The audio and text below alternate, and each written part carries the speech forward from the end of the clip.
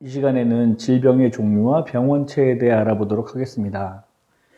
먼저 질병의 종류입니다. 질병의 종류는 감염성 질병과 비감염성 질병으로 나누거든요.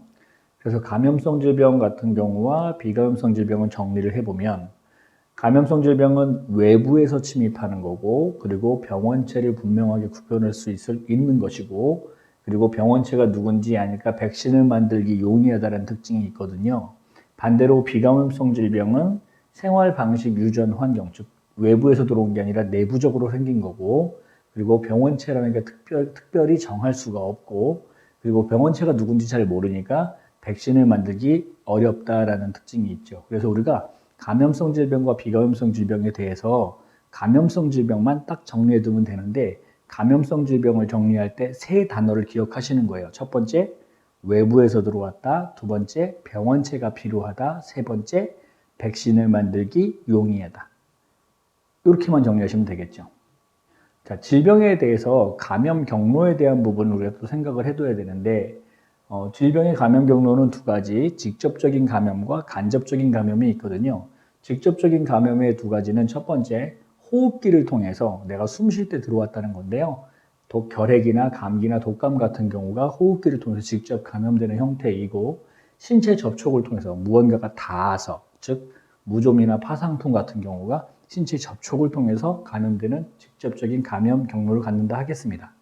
두 번째, 간접적인 경험이요. 간접적인 감염에 의해서 병에 걸리는 경우는 소화기를 통한 감염, 콜레라, 세균성 식중독 이런 게 있겠고, 내가 뭘 먹었는데 음식 먹은 것 자체가 문제가 되는 게 아니라 음식 안에 들어있던 콜레라균이나 세균성 식중독균이 들어와서 감염된 거니까 먹는 것 때문은 아니잖아요. 그래서 간접적이라고 표현합니다. 같은 이유로 매개 곤충이 물었어요. 근데 곤충 자체는 문 거는 큰 문제가 되지 않는데, 곤충 몸속에 기생 내지는 공생하고 있던 병원체가 곤충이 무는 순간 들어왔으니까 곤충이 직접적인 거지만 그 안에 들어있었던 말라리아나 수면병의 원인이 되는 병원체들이 간접적으로 들어왔다고 할 수 있겠죠. 그 직접적인 감염과 간접적인 감염의 예를 좀 구분해 두시면 좋을 것 같아요.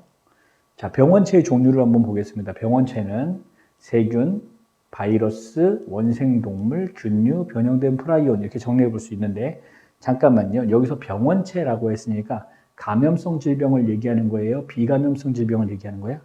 그렇죠. 감염성 질병 얘기하는 겁니다.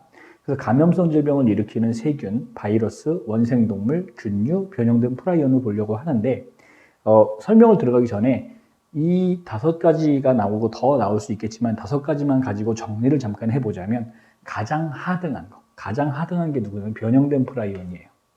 왜냐하면 변형된 프라이온이라고 하는 단백질이거든요. 그래서 단백질 조각이에요. 단순히 단백질 조각에 불과하다.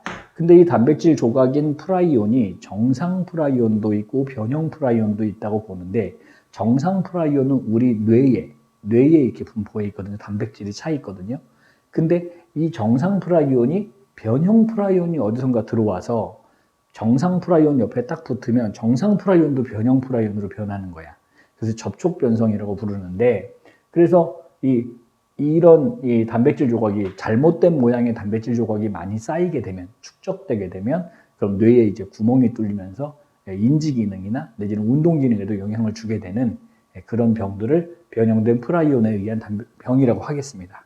그 변형 프라이온이 그래서 제일 단순하고요. 그거보다 조금 더 발달했어요. 그래서 단백질과 핵산으로 이루어진 누구요? 바이러스. 그 다음 발달한 아이가 누굴까요? 세균. 그 다음 발달한 아이는요? 원생동물. 가장 발달한 게 균류입니다. 이 중에서 우선 세포를 구분해 보자면, 세균이 세포 구조를 갖고요, 원생동물이 세포 구조를 갖고 균류가 세포 구조를 갖습니다. 그래서 이 동그라미 친, 이 파란 동그라미 친 세 가지만 생물이라고 하겠습니다.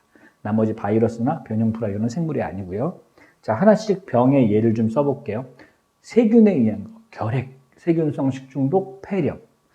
그리고 바이러스는 감기, 독감, 홍역, 소아마비, 에이즈 이렇게 돼 있는데, 이 두 가지 묻는 문제가 자주 나오거든요. 근데 여기서 어떻게 구분하시면 그나마 좀 쉽냐 하면, 결핵 뒤에다가 균자랑 바이러스자를 붙여보는 거예요.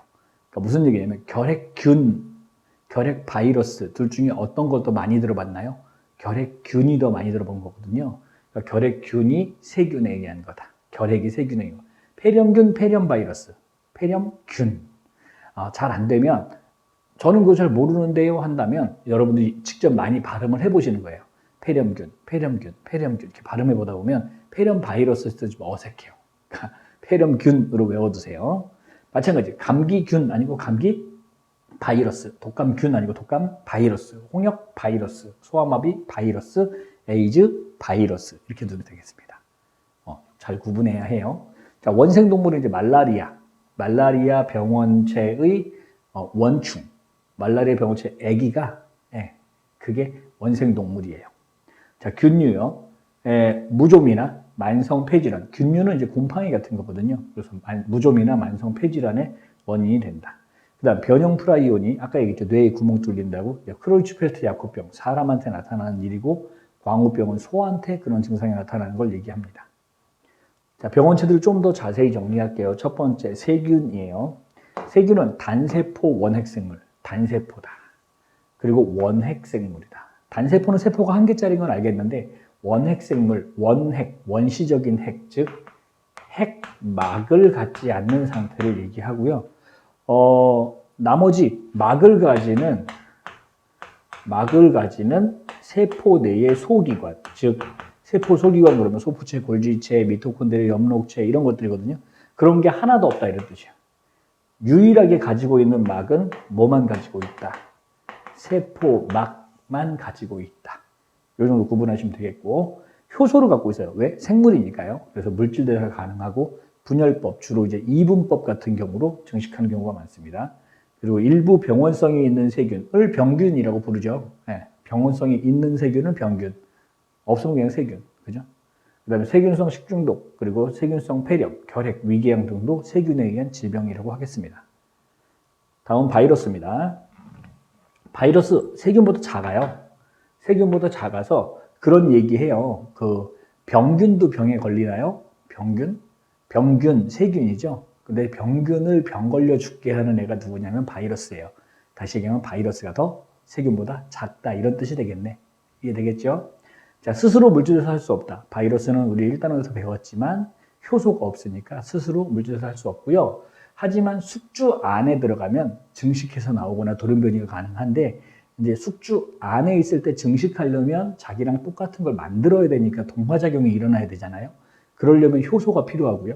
근데 그때 사용하는 효소는 바이러스 것이 아니라 바이러스 자체는 효소가 없으니까 숙주의 효소를 이용해서 자기한테 필요한 걸 만든다 이런 뜻이 되는 거예요. 이해할 수 있을까? 그 다음에 구순포진, 구순이 입술이니까 입이나 입술, 구순의 포진, 여기 물집 잡히는 거. 그 다음에 이제 감기나 독감이나 수두, 홍역, 대상포진, 에이즈 같은 경우가 바이러스에 의한 질병이라 하겠습니다. 자, 원생생물이요. 원생생물, 단세포 진핵생물. 단세포, 원생생물 생물이에요. 세포 구조를 갖고요. 진핵생물이에요. 진핵생물이고 뭐가 있다? 핵막이 있다. 핵막이 있어서 온전한 핵이 있다는 뜻이고 막으로 된 세포 안에 작은 기관들, 엽록체, 미토콘드리아, 소포체, 골지체 이런 것들도 있다. 그 다음에 모기, 파리, 쥐 등의 매개생물에 의한 거니까 직접적인 감염, 간접적인 감염, 그렇죠. 간접적인 감염을 일으킨다. 그리고 아메바성 이질이나 말라리아, 수면병 같은 경우다.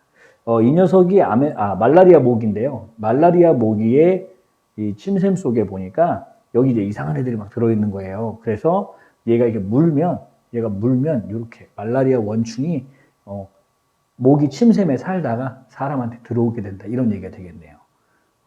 자, 그리고 곰팡이요. 곰팡이는 균계고요. 그 다음에 다세포 진핵생물, 다세포예요. 그리고 진핵생물이에요. 포자로 번식합니다. 근데 포자가 번식하기 위해 물이 많이 필요하니까 그래서 우리가 무좀 치료할 때 보면 발을 잘 말리라고 하거든요. 무좀을 예방하거나 치료할 때 발을 잘 말려야지만 이 포자의 번식을 막을 수 있다. 이런 거고요.